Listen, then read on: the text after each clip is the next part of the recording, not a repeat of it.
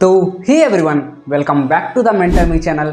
This is Harshad Kumar, a second year MBBS student at all India institute of medical sciences Raebareli. और आज की video में हम लोग देखने वाले हैं one of the most frequently asked question, जो कि हर एक नीट स्टूडेंट पूछता है कि भैया हम कितने घंटे पढ़े जिससे नीट 2020 नीट को भी क्रैक हो सके, चाहे वो नीट 2025 हो या नीट 2026 हो। तो ये काफ़ी ज़्यादा कॉमन क्वेश्चन पूछा जाता है लोगों के द्वारा।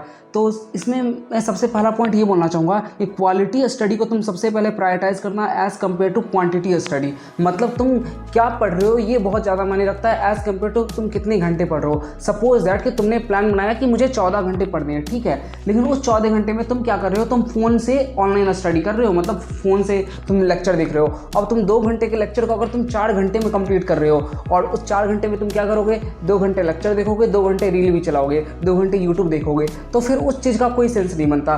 तुमने एक्चुअल में कितनी पढ़ाई की है वो तो बस तुमने 2 घंटे ही की है, ये तुम्हें पता होनी चाहिए। तो इसलिए मैं बोल रहा हूँ कि इसलिए क्वालिटी स्टडी बहुत मैटर करती है। ये नहीं कि हम बस नाम के लिए मैं 14 घंटे पढ़ रहा हूँ लेकिन उसका आउटपुट कितना निकल रहा है, वो बस 4 या 5 घंटे निकल रहा है। तो प्लीज़ ऐसी मिस्टेक को तो बिल्कुल ही मत करो। जो पढ़ रहे हो उसको अच्छे से पढ़ो, 10 घंटे ही पढ़ो लेकिन उसको काफ़ी अच्छे से पढ़ना, ये बात ध्यान में रखना। और never focus on how much I was studied, मतलब ये कभी मत देखना कि मैंने कितने घंटे पढ़ा है, ये देखना कि तुमने उस घंटे में क्या क्या पढ़ा है। वही जो मैं बोल रहा हूँ, ये मत देखना कि मैं 14 घंटे पढ़ा हूँ, नहीं। हो सकता है तुम 14 घंटे के अंदर मान के चलो बस तुम 2 ही चैप्टर को कंप्लीट कर पाए और कोई दूसरा स्टूडेंट जो होगा वो 8 घंटे पढ़कर ही 4 चैप्टर को कंप्लीट कर लिया होगा, ऐसा हो सकता है ना।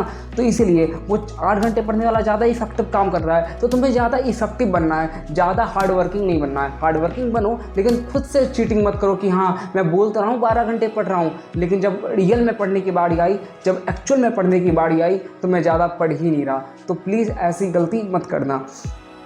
और दूसरी बात ये आती है, you have to set your schedule such that so you can study well. और तुम्हें अपना शेड्यूल ऐसे सेट करना है जिससे तुम काफ़ी अच्छे से पढ़ सको। जैसे अगर मैं बोल रहा हूँ कि तुम्हें 12 घंटे पढ़ना है, तो उस 12 घंटे को तुम्हें ऐसे डिवाइड करना है जिससे तुम सभी सब्जेक्ट को या सभी चीज़ों को इक्वल टाइम दे पाओ। तुम रिवीजन को इक्वल टाइम दे पाओ, तुम क्वेश्चन प्रैक्टिस में टाइम दे पाओ, तुम लेक्चर देखने में क्वेश्चन टाइम दे पाओ। ये नहीं करना है कि अगर तुम 12 घंटे पढ़ रहे हो, ये नहीं करना है कि अगर तुम 12 घंटे पढ़ रहे हो तो पूरे 12 घंटे बस लेक्चर ही देखे जा रहे हैं, या फिर अगर आज पढ़ने बैठे तो आज बस क्वेश्चन ही लगाए जा रहे हैं। नहीं, ऐसी मिस्टेक नहीं करनी है। हमें एक बैलेंस स्टडी करनी है, मतलब चीज़ों को एक बैलेंस बना के ही चलना है। अब जैसे मैं एज्यूम कर रहा हूँ कि तुम जो भी कोचिंग में पढ़ रहे हो, चाहे वो ऑफलाइन कोचिंग हो या फिर ऑनलाइन कोई कोचिंग हो, PW का हो या किसी का भी कोचिंग हो, तो वहाँ पर ऐसा होता है कि जनरली 6 से 7 घंटे की क्लासेस चलती है।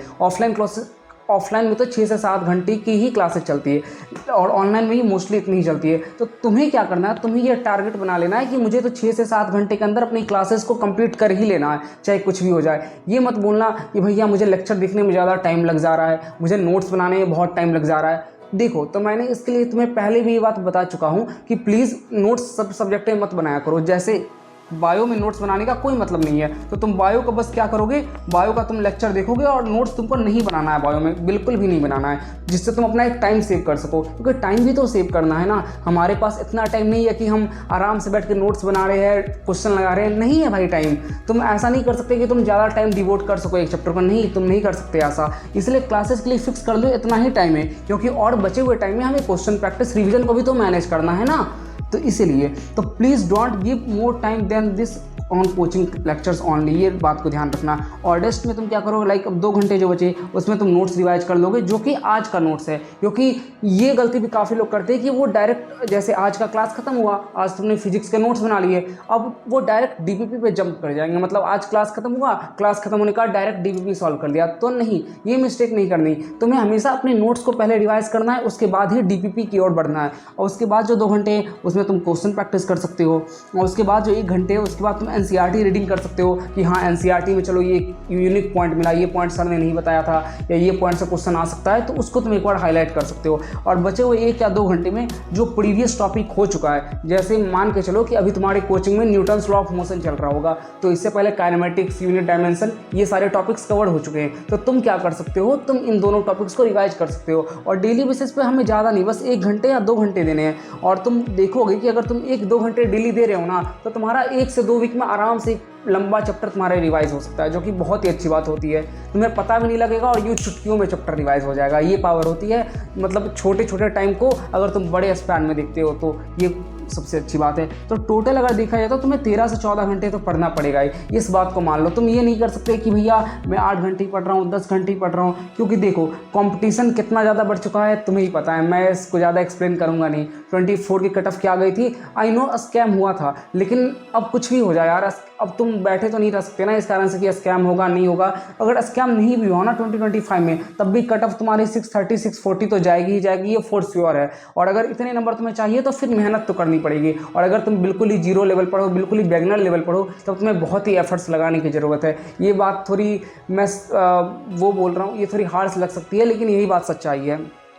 इतना तो करना ही होगा अगर नीट क्रैक करना है तो। And keep one thing in mind, give more time to weak subject. ये बहुत ही इंपॉर्टेंट पॉइंट है कि अगर मान के चलो अगर तुम्हारी फिजिक्स वीक है ना, तो तुम फिजिक्स को अभी से ही टाइम देना शुरू कर दो। ये मत सोचो कि भैया मेरी फिजिक्स वीक है, मुझे फिजिक्स से डर लग रहा है, मेरे से क्वेश्चन बनते नहीं है, तो मैं एक काम करता हूँ, मैं बस बायो अभी कंप्लीट कर लेता हूँ और केमिस्ट्री भी कर लेता हूँ, फिजिक्स में लास्ट के 2-3 महीने में करूँगा।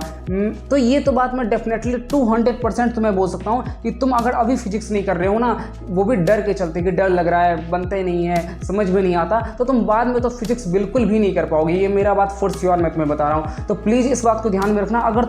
अगर तुम्हारी कोई भी सब्जेक्ट वीक है, मैं फिजिक्स की बात कर रहा हूँ क्योंकि फिजिक्स मोस्ट ऑफ द लोग की वीक होती है, लेकिन अगर तुम्हारा बायो वीक है या केमिस्ट्री वीक है, तो तुम्हें उस पर भी अच्छे से ध्यान देना है और उसको टाइम देना है, उसको टाइम देके उसको इंप्रूव करना है। इंप्रूव करो, उससे भागो नहीं कि यार मतलब भैया ये हो नहीं रहा तो मैं इसको छोड़ देता हूँ। नहीं, वो नहीं हो रहा तो उस पर और ज़्यादा मेहनत करनी है। क्यों नहीं होगा यार, इतने सारे लोग कर रहे हैं ना, मेरी फिजिक्स भी वीक थी, मैंने भी इंप्रूव किया, तो तुम क्यों नहीं कर सकते? सब कुछ हो जाएगा, बस बिलीव करना खुद पर। और हाँ, टाइम मैनेजमेंट पे ध्यान देना, टाइम को वेस्ट मत करना, टाइम को अच्छे से यूटिलाइज करना, क्वालिटी स्टडी फोकस करना। कुछ चीज़ें हैं उसका ध्यान रखोगे तो सब कुछ अच्छा ही जाएगा। तो यही सब थी इस वीडियो में।